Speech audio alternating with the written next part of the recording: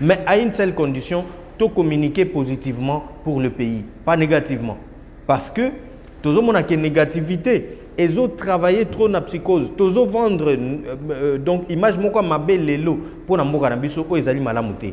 Tandis que objectif na biso eza Congo. Ceux qui tolingi Congo na biso tokoloba malamu.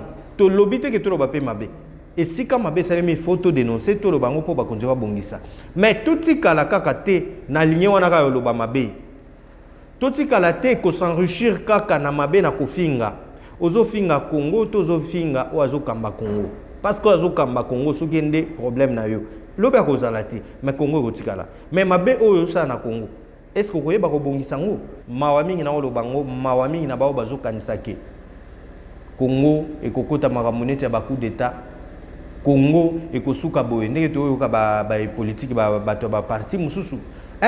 Il faut le connaître semina Gabon c'est le Congo et ça Gabon té. Parce que ceux qui Congo ils qui le quoi Gabon ndekokana mbalinga ya déstabiliser mboka et tokoloba yango atikaka te po alingaki mboka batikaki parce que monaki ki asukaki akomaki na suka nyonso komelaki epasi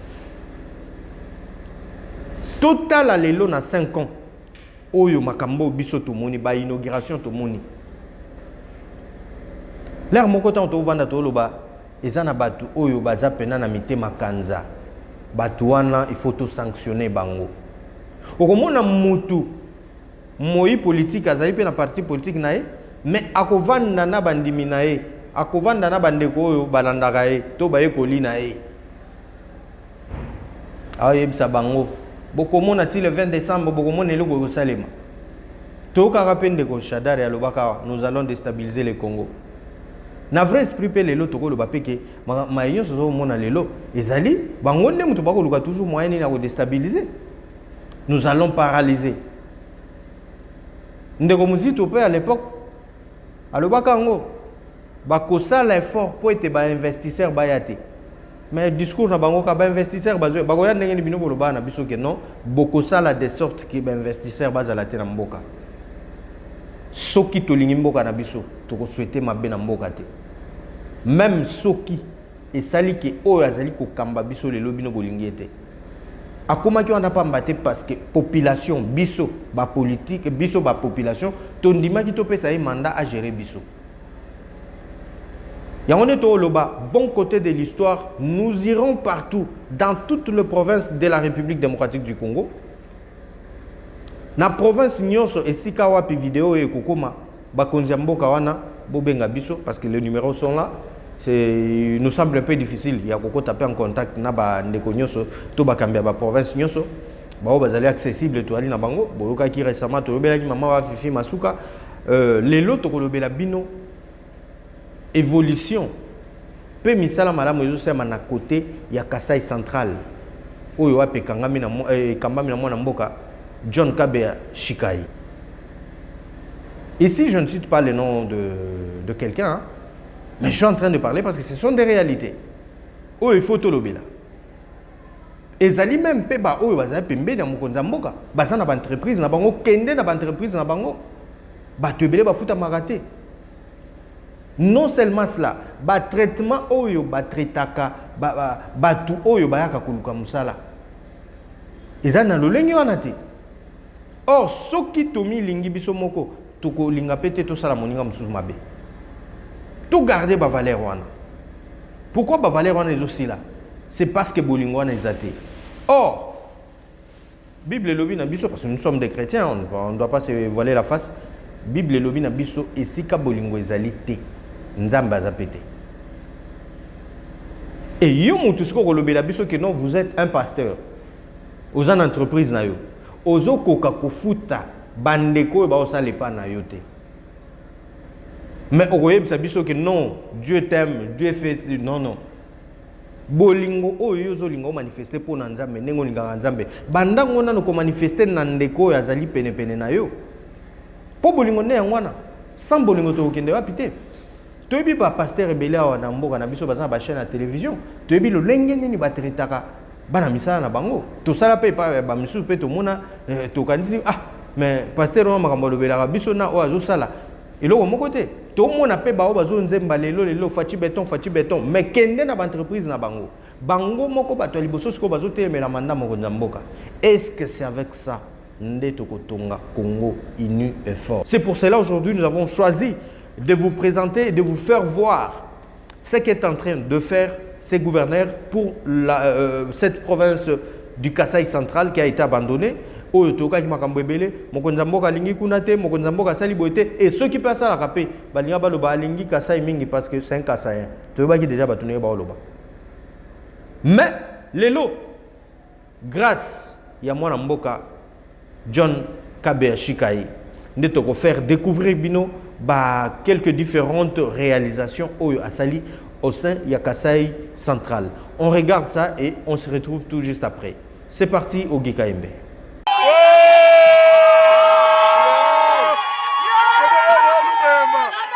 Le gouverneur de province du Kasaï central, John Kabea Shikai, a inauguré un marathon ce vendredi 8 septembre 2023 10 forages d'eau potable construits par l'entreprise Steve Air Construct dans 4 des 5 communes de la ville de Kananga afin de pallier la difficulté en cette denrée que connaissent certains quartiers de la ville suite à la panne survenue sur le grand groupe électrogène, mais aussi la vétusté de la tuyauterie de la régie des eaux, vieille de plusieurs décennies. Les populations bénéficiaires ont salué ce geste qui tombe à point nommé la liesse des femmes, hommes et enfants trouvés sur les différents points d'eau faisant foi.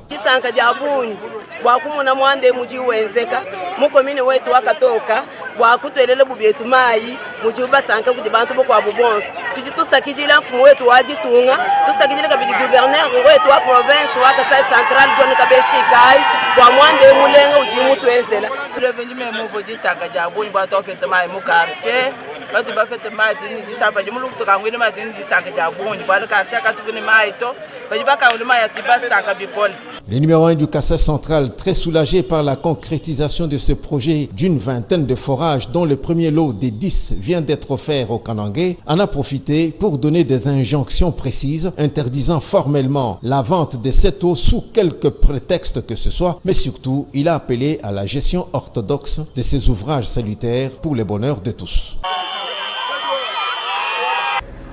Merci beaucoup, merci Augustin Kayembe pour les images. Merci beaucoup pour ces reportages réalisés par notre confrère Nick Chisungu depuis Kananga. Awa, makambo ndenge zo salima bandeko nanga. Ba mama na biso oyo bazo bénéficier na ba makambo oyo. To na réalisation oyo. Et puis ça l'est mis bien boyo ki gouverneur yemoko lobby. Et ça l'est mis très bien na ba fonds propres. Il y a gouvernement provincial. Pourquoi est-ce que d'autres provinces aussi bakoki ko adapter le kwanate? Tout mais kako résoudre notre problème avec cette volonté. C'est ça la bonne façon d'accompagner le chef de l'État. C'est pour cela nous disons que oyo bazali ko linga Congo bakomeka ko tambisa vision ya mokonzi mboka parce que zali vision moko ezali bénéfique pour la population. Alors na deuxième partie encore pour faire découvrir Bino parce que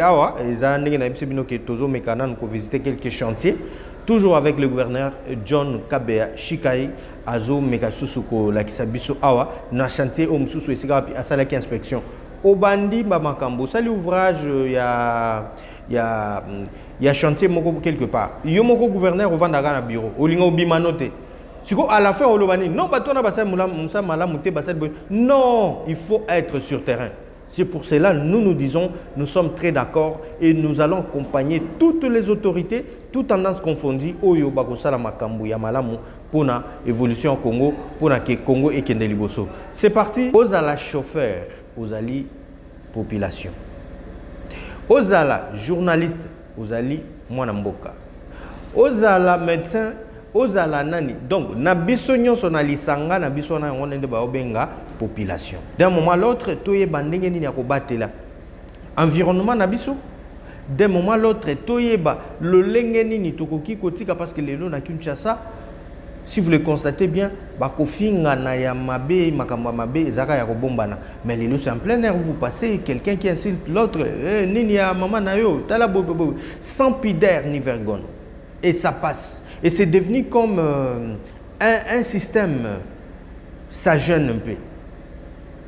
biso moko population tozali kobebisa environnement na biso tozali vraiment kobebisa environnement na biso mais à la fin biso moko population peka tozoba mokonzi mboka talela biso likambo tozo mela ba mai na biso na ba bouteille wana suka nango bouteille wana ezo suka wapi awa na côté la gouvernement te nazawa te pona côté la gouvernement aussi a sa part dans le sens que yende mutu fois landela asa la suivi pas ya ba entreprise au bazo produire biso ba biloko wana parce que biso to alika ba consommateur maintenant bango tant bazali ko produire ango bazo tiape ba mécanisme nini en place oyo bazo tia ou peut que biso ba o tozali ko consommer juste à la fin qu'est-ce que l'on peut faire ebele na bike ba tout na ba mabaku l'air musuba koloba bon côté de l'histoire lorsqu'on parle du bon côté de l'histoire c'est que yazawa na kapona ko côté la mokonza mboka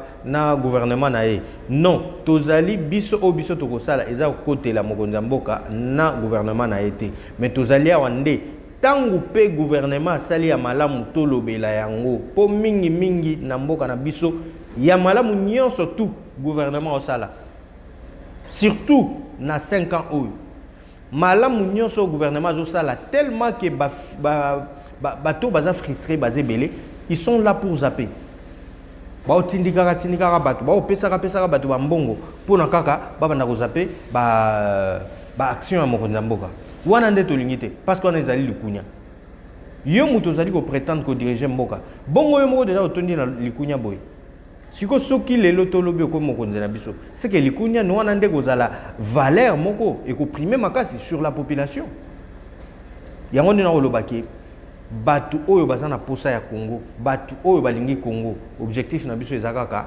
Congo tout ça la malamu mutuna domaine na mutuna domaine na ce sont des valeurs qui du jour au jour ezo kende na ko se détériorer ezo limwa jusqu'à ce que tokomona ke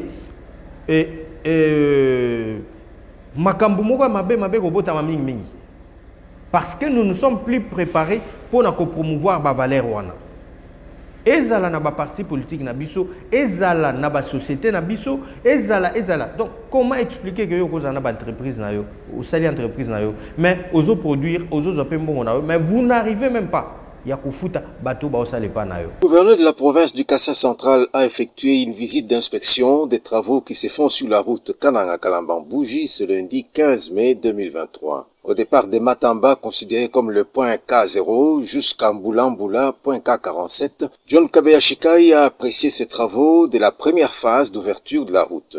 Pour M. Didier, logisticien de l'entreprise Toa Investment, qui effectue les 10 travaux, la deuxième phase sur cette route débuteront incessamment avant l'étape ultime d'asphaltage. Nous sommes encore dans la phase d'ouverture de la chaussée, comme vous voyez les travaux, les engins qui travaillent là-bas. Mais on est en train de faire le décapage. Alors viendra un autre moment, donc une autre phase, où on va commencer à faire le rechargement sur la route et compacter pour stabiliser la chaussée. Saisissant la balle au bon, le représentant des Toa Investment a salué les efforts de lobbying du gouverneur John Kabeya Shikai auprès de la direction générale de la SNCC pour l'acheminement d'autres matériels tels que les compacteurs qui traînaient encore à Lubumbashi. Quant à l'ingénieur Dov Kassongo, chef de division programme au bureau central de coordination BCCO en sigle, qui était dans la suite du gouverneur de province lors de cette descente, il s'est dit émerveillé de l'évolution des travaux sur terrain et en a profité pour demander à la population de s'approprier ce projet salutaire en tant que première bénéficiaire. La population, c'est les propriétaires de la route, donc la seule préoccupation est qu'elle puisse rester vigilante pour nous envoyer des messages de dégradation, de sorte à ce que l'entreprise qui soit là puisse revenir et corriger ces dégradations-là. Voilà, nous sommes de retour. Nous avions commencé déjà la deuxième partie, Nabiso, avec cette interview réalisée à Kalambambouji. Merci beaucoup à M. Nick Chisungu. Surtout là, c'était à Kalambambouji. Bande kona biso ba congolais ba ovanda kuna ba bénéficier na nzela oyo est-ce que ezali malamu te ba réalisation boto beta na biso maboko te kasi bino ba oyo kaka bolakisa biso mabulu Bozo rapé courage tant que mokonzi mboka awasa le loko. Tant ba gouverneur na biso ba osala pe loko ya malamu. Ndenge bozo courage à partager o ya mabe place mabulo ezali. Ndenge pe ba bongisa bozo rapé courage à lobela biso. Ça serait une très bonne chose.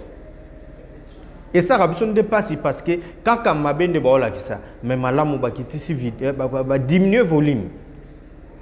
Ezali nde mabe motema mabe yangwana. Et puis, tout le monde peut sur la image, monsieur le gouverneur, à remettre mituka, à remettre moto, la police, pour la police, et ça, la moussala, n'engé de Mobani, la ville province, il y a Kasaï central, la ville province à Kananga, on a tout ça dans Kasaï central. C'est vraiment, c'était ça, réalisation à l'élo, au Bombé la Kibino, pour la Koulakisa Bino, parce que chaque gouverneur a zappé la réalité. Avec le temps, on le dit, nous sommes là très disponibles à collaborer avec tout le monde.